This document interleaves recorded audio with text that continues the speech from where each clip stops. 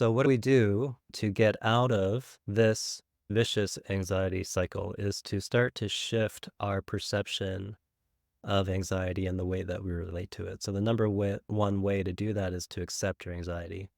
And I'm going to be repeating this over and over again. You start befriending anxiety instead of thinking of it as an enemy.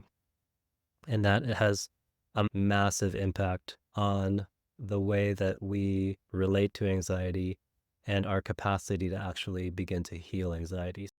Your anxiety actually is an ally instead of an enemy. For those of us who have struggled with anxiety for a long time, we've developed this kind of really contentious relationship with it. We just hate it. We want it to go away. It's annoying at best and really detrimental at worst. So it's very hard for us to start to make that shift. But when we do, we can sense and start to see the shift that yes, it's uncomfortable. But when we accept our anxiety, it's actually the easiest way to decrease the perceived threat and increase your capacity to cope, especially if you are stuck in that anxiety cycle.